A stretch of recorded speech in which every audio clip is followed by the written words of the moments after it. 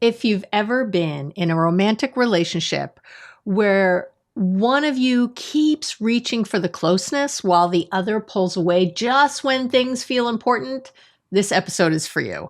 If part of you feels like you're always chasing connection, or part of you feels like too much closeness makes you want to escape, you're not broken. You're likely in an anxious-avoidant dynamic. Anxious and avoidant partners don't randomly fall in love. This pairing is so common. I've seen it so many times over the years in my practice. And it's common for very specific psychological and nervous system reasons. Today, I want to help you understand that pattern so you can stop personalizing what's happening and start seeing it clearly. This is going to be part one of a 3-part series. Today is about naming the dynamic, and the next 2 episodes will focus on how to love an anxious partner and then how to love an avoidant partner, really without losing yourself. So stay tuned. Well, I'm so glad you're back. Thank you for being here on the podcast with me. And yeah, this is a 3-part arc. Now, all of the episodes will stand on their own, so don't worry if you come in at a different point or whatever. And today I'm going to be chock full of information for you. And I have an amazing giveaway free download for today to really help you with this, to take it to the next level. And as always, I have a Therapy to Go bundle if you want to go even deeper, but I'll get to all that at the end. So anxious avoidant relationships, they often begin, I think, with intensity and hope. And then they kind of slowly dissolve into kind of a confusion. One partner feels like they're doing usually most of the emotional work, and the other feels like they're constantly being asked for something they don't know how to give. So again, if you're feeling like you're on either side of that, this is for you. And what I find is that both people really feel misunderstood, both feel hurt, and both often still really love each other. When I'm doing either individual work with someone or couples work with a couple, doesn't matter. I see this a lot. And I think people forget that these dynamics don't mean that you don't love. It just means that, again, there's kind of a way that it's coming together that's not really working. So what I see is that you might find yourself thinking something like, why do I always care more? Or why does closeness suddenly feel like pressure? That can happen. Why do we keep having the same argument in different clothes? This isn't about effort or even compatibility, really. It's about attachment and how your nervous system learned to survive closeness. And once you understand that, the story is really going to change. And that's what I'm hoping to do today. So let me give you just a little refresher on attachment styles. I know you know a lot if you've already been here, with me or anywhere else, and I've done quite a few episodes already on attachment styles.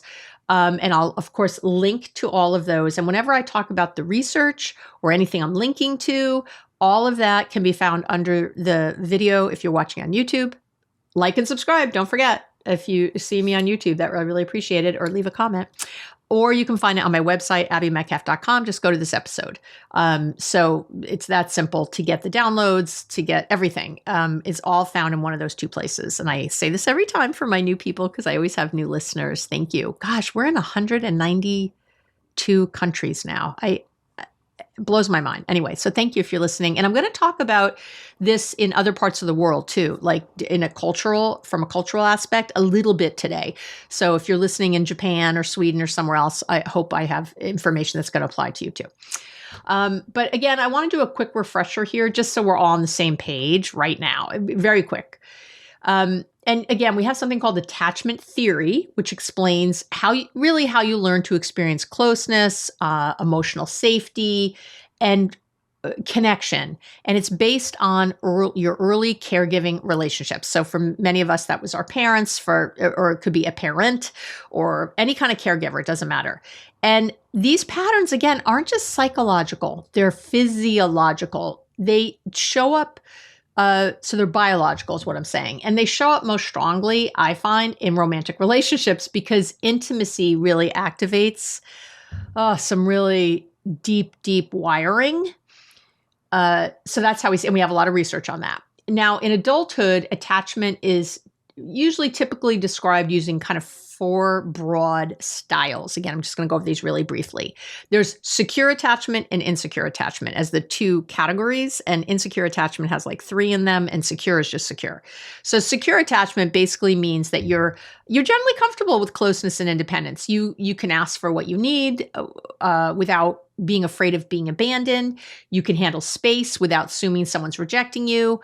Conflict, of course, going to feel uncomfortable maybe, but it doesn't feel catastrophic. Okay, that's the difference. And you're probably not listening if you are very securely attached. But maybe you are, because maybe you have a partner who's not. So then there are, again, three main insecure attachment styles, which three main ones. Again, there's lots of different variations of this, but you've got anxious attachment, which develops when closeness was inconsistent or unpredictable. And really your nervous system learned that connection matters. It matters deeply, but it might disappear. So as an adult, this often shows up as heightened sensitivity to changes in tone, timing, changes in emotional availability, any of that, you're really going to have a heightened sensitivity to it. Your body usually reacts first and your mind second. And then we have avoidant attachment, which develops when closeness feels or felt really growing up and now feels now, when closeness felt overwhelming, intrusive, emotionally unsafe, again, early on in your life. So your nervous system learned that independence equals safety.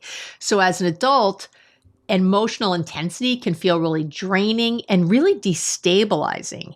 Even when you care deeply, that part doesn't matter. And people here know, if you've listened for a while, that I am a recovering avoidant attachment style gal.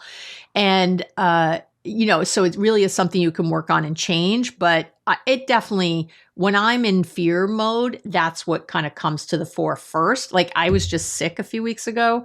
And it's my first thing when I get sick is I don't want anybody near me. I don't want to be helped. I don't want you to take care of me. I want nothing. I want to crawl in bed like a wounded animal.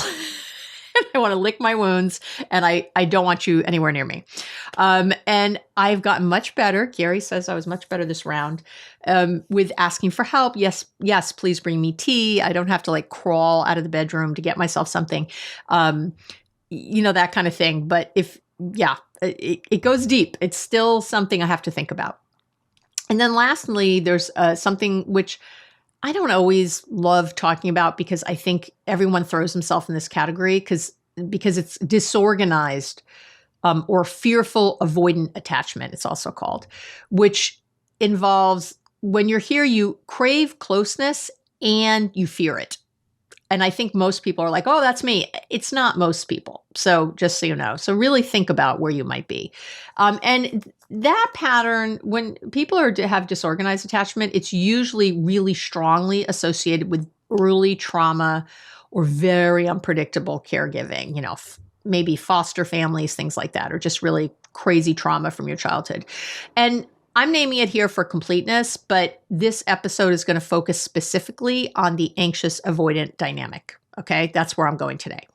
So why do anxious and avoidant people find each other? That's, the first question, I usually get asked. So the anxious-avoidant pairing is so common. Again, I've been doing this about 40 years, and I got to tell you, it's the most common one I see. And the research consistently shows anxious and avoidant partners are more likely to pair together than chance alone would predict. So that's what's like, so we know this is common. There isn't one reason for this. There are several. I'm going to give you my top 5 and right now. And they form a really powerful pull, I'm going to say. So the top reason, actually, these are not going to be in any particular order. Excuse me while I take a sip of water.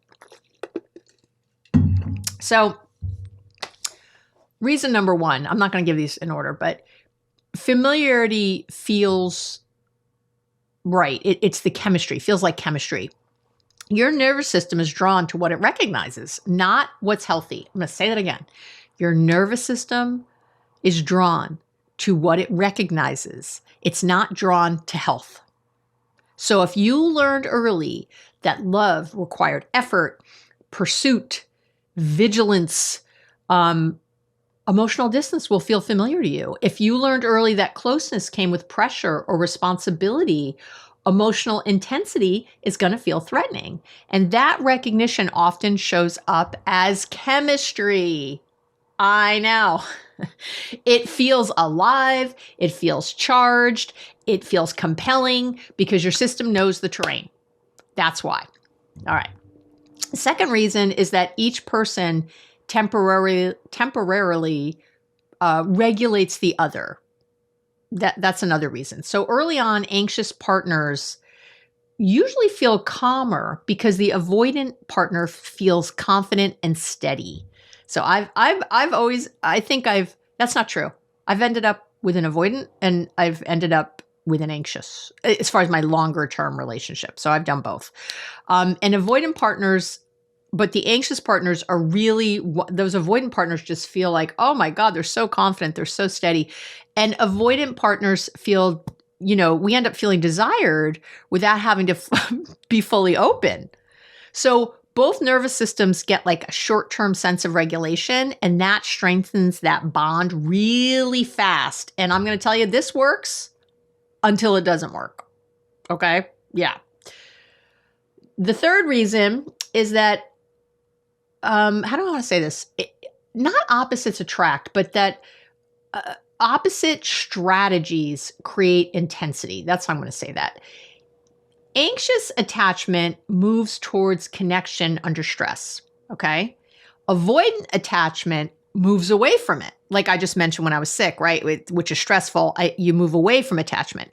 Those sort of opposing strategies create constant motion, high emotion, high stakes, high drama. Intensity often gets misread as intimacy, and that becomes the problem there.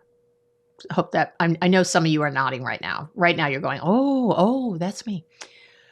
Fourth reason that I see, again, I'm just giving the most common that I see, is that each person kind of confirms the other's, I'm going to call them core beliefs. So anxious partners often carry the belief that I have to work for love, right? All this contingent self-worth stuff. I have to work for love. Avoidant partners often carry the belief that people want too much from me. So that pairing quietly reinforces both stories, which makes it feel really deeply personal and obviously makes it hard to leave. And then the fifth reason I see the most is, again, how do I want to say this? The early wins of the relationship, that early chemistry, that early kind of woo feeling creates a hope that's hard to let go of. And I see that so much. So most anxious avoidant relationships really have moments of this super deep connection in the beginning. And when those moments disappear, anxious partners chase their return, chase them. And avoidant partners are going to be chasing relief from that pressure they're feeling. So hope keeps the cycle alive really long after the relationship is feeling good for anybody. And that's sort of the problem with that. I know. Yeah. So, and that really leads me to, there's a push-pull cycle that takes over. We sometimes call it the distancer pursuer cycle, however you think of that. And that's really one of the hallmarks of the anxious avoidant relationship, is this push-pull distancer pursuer cycle. So I want to talk about that. One person pulls away and the other chases them. And that can go both ways, by the way. So it'll happen that, obviously you can think like, you have a really intense weekend together, let's say. And then after that, the avoidant person is like, I got to get out of here. Like that was a lot. And now I'm feeling all this pressure. Even if the anxious person doesn't put any pressure on them, they're going to feel it. So they start to pull away. When an anxious person has their partner, especially after they've had this great, amazing, intense weekend or something, when that person pulls away, they get even more anxious and they start chasing them. As they chase them, the avoidant pulls farther and farther away, right? But at some point, the anxious person is like, oh my God, what am I doing? Forget this. This is crazy. I can't keep chasing this person. And they pull back. And as soon as that happens, as soon as that vacuum opens up, the avoidant is feeling that relief release, whatever that word is there, that room, that space, and they start to pursue the anxious person. But now the anxious person is anxious that this person is not trustworthy. They're like, oh no, I don't want to get pulled back in. So they keep running away, but the avoidant is really interested now because there's all this space in the relationship, and now they don't feel so overwhelmed. So now they're really chasing. But then they catch them, right? Eventually, they'll catch the anxious person, and then the anxious person is like, it just gives, just melts and gives it all in again, and the process starts again because they like come together. Maybe you have amazing sex or an amazing weekend again, or this time, or they take you to meet their family now, and you're like, woo, there's this other level, but then starts again. The anxious person's like, oh, I'm so glad we're back. Let's really get into this. And now the avoidant is like, oh my gosh, I'm feeling suffocated. I'm feeling overwhelmed. And they start to pull away again. And the cycle starts again. So there's like an overwhelm and a pullback and then a chase, right? It's a little dance. And it can go on for years. I have to tell you, it can go on for years. So let me give you a little more here. I'm going to explain how this dynamic usually plays out in daily life. I'm going to give you a couple of examples. I know I just did, but let me give you something. I want to give you some specifics because one example is something I've called the check-in spiral. Again, this is one I see more often. An anxious partner is sensing distance, right?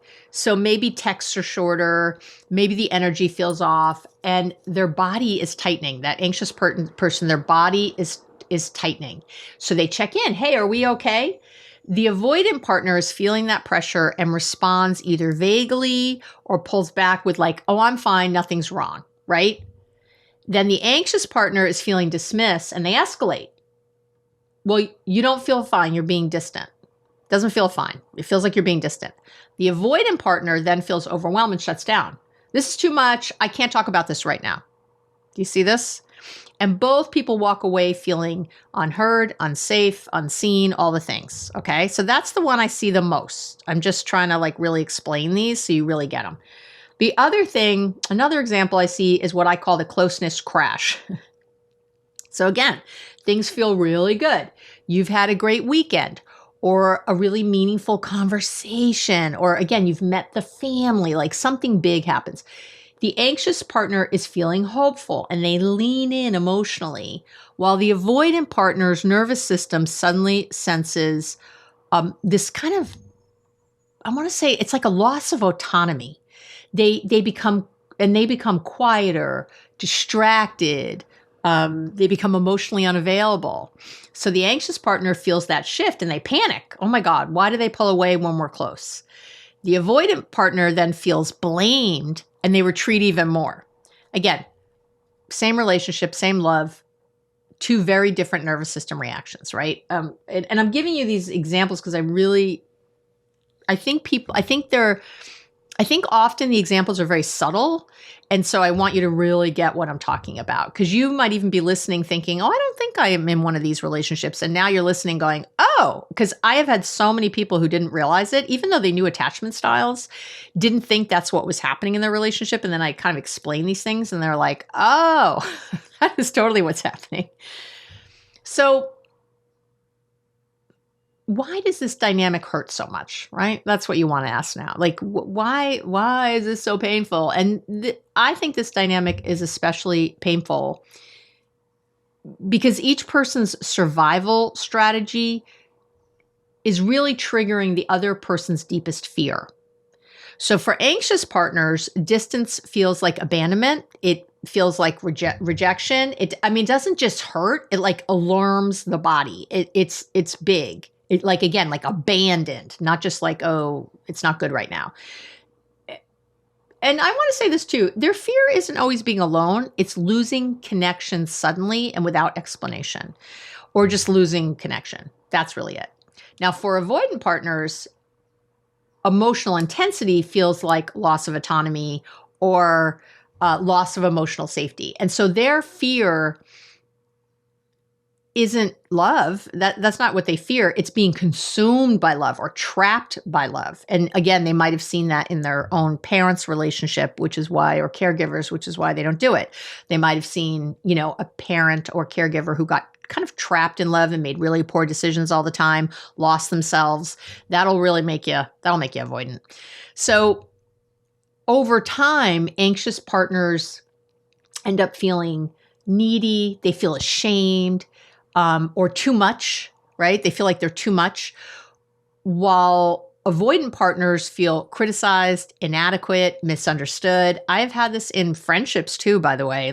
So, you might have had this, a friend tell you, I need you to be there for me more. I want more connection, whatever, right? And you just end up feeling like you're getting criticized a lot as a friend, as a partner, as a whatever, right? A daughter, a son, it doesn't matter. Both of these feel lonely. The avoidants feel lonely. The anxious folks feel lonely.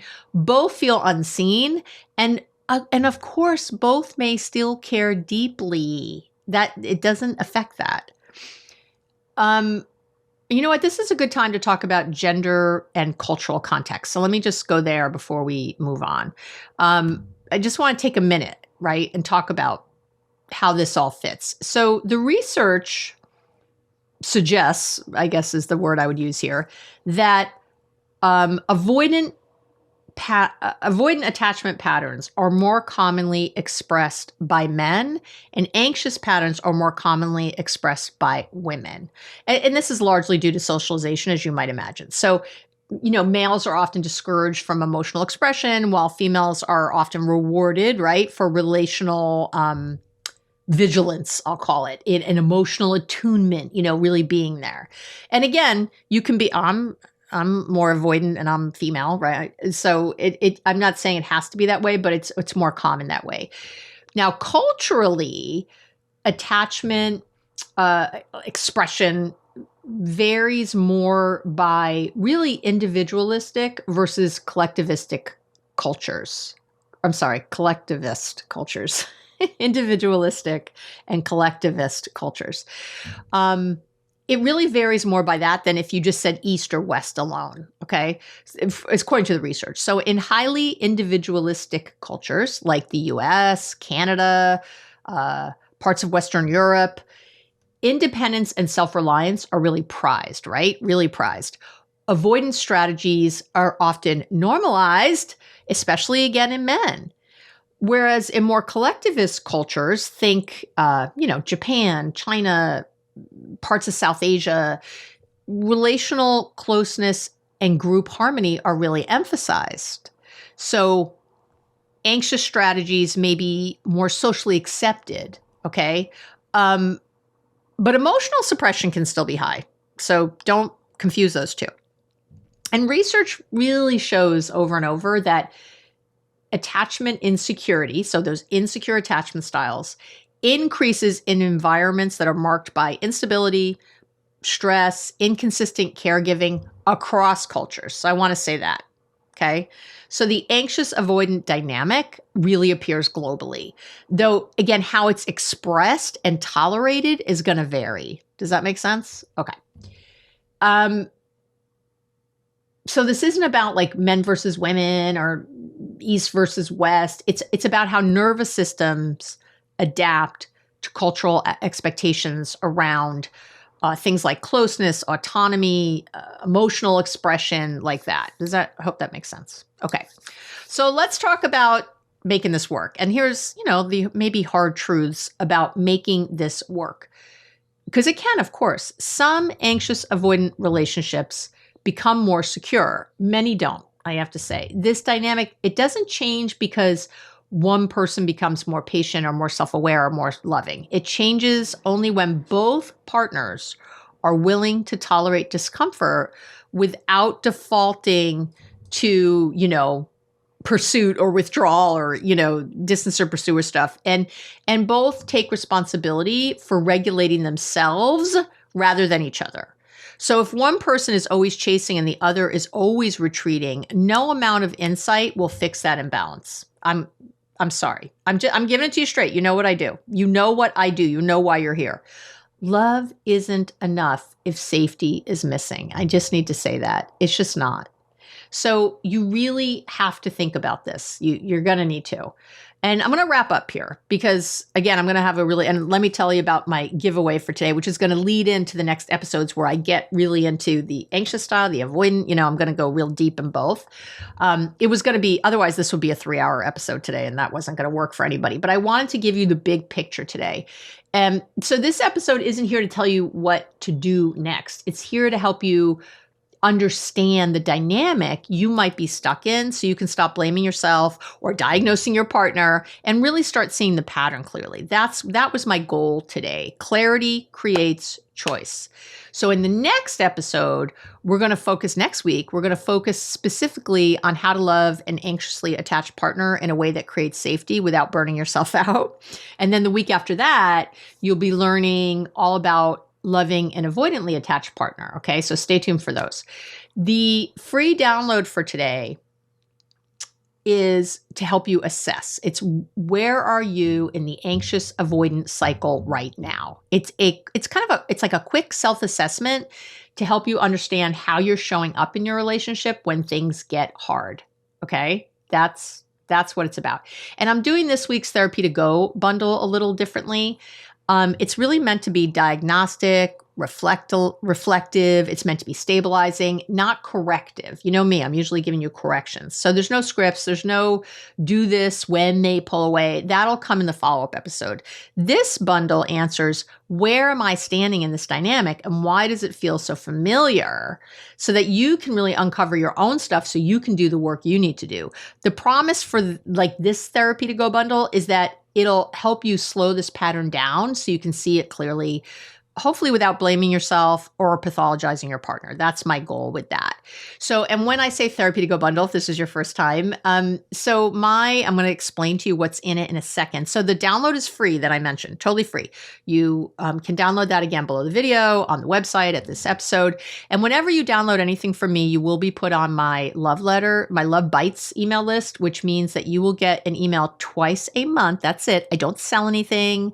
It is a little story, a little quick love bite to help you think differently about your life. It's meant to inspire you, to motivate you. If you like the podcast, there's many thousands of people on that list. They love it. It's hugely popular for a reason. It is my give. It is my love. Again, I'm not going to spam you. I don't sell it. Nothing weird is going to happen. If you know me at all, nothing weird is going to happen. And you can unsubscribe. If you can always download and unsubscribe. It's not a problem. The Therapy to Go bundle is $10 if you want that. I have a community on Substack where you can pay $8 a month for the whole month, and you get every single Therapy to Go bundle for every single episode. So there's usually 4 episodes a month, so you would get all those.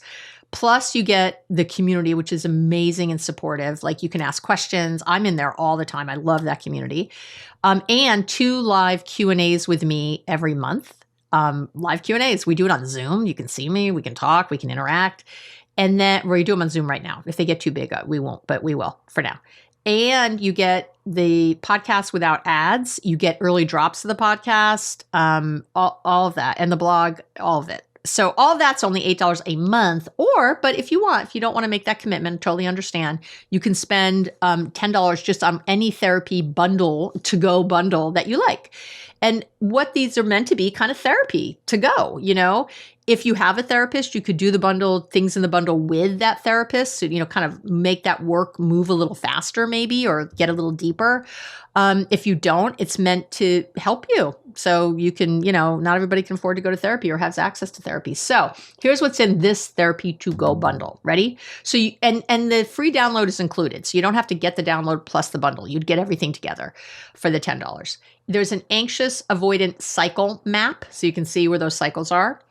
There's an attachment under stress versus attachment under safety worksheet, because in reality, attachment shows up differently depending on whether you feel emotionally safe or emotionally threatened. So I think a lot of people shame themselves for how they act under stress without recognizing that those behaviors disappear when the relationship feels stable. So this worksheet really helps you separate who you are when you feel safe from how you respond when your nervous system is activated. Okay. The next thing is, the third thing is, what's this what this dynamic is asking you to look at, it's a worksheet again. So again, you can go a little deeper with what are you supposed to be looking at with the fact that you get involved in this kind of dynamic. And then there's another piece, which is this dynamic changing or just repeating? Another worksheet, to really assess a little bit. Are we changing? Are things improving? Or am I just repeating the same cycle over and over? And then lastly is where are you in the anxious avoidance cycle right now? Okay. So again, all of that is in the bundle. It's a bunch of things to just really help you, prompts to help you think differently, go deeper, do the work, because if you're in this cycle, it's exhausting. And I'm loving that you're listening to me right now, but it's likely not enough if you really want change. If you want lasting change, you're going to have to do other work. And this is meant to help you uncover sort of your limiting beliefs, the things we're fish who don't know we're wet, right? It's meant to help you realize, how deep you are in that water. All of that, again, $10 for the bundle, or you can join my Substack community for $8 a month and get all the bundles for every single episode every month, plus the live Q&As, plus the free, the not having to listen to ads, all of it you can get. All right. That's it for this week. I'm excited for the next two. I've already written them. I'm really excited about what we're going to teach you. And then we're going to really get into what to do in each one. But this, again, is meant to stabilize you, get self-reflective, really understand who and how you are in this process, and so that you can then address the relationship differently. All right. Oh, I love you so much. Thank you. Thank you for spending time with me. It's just... I really do feel like the luckiest person in the world having this life with you. I'm going to cry. I always get teary talking about this, but I really do. I just feel so grateful to be in my 8th year of this. I mean, gosh, who gets to have this? It's amazing. So thank you. Have an amazing week, and I'll talk to you real soon.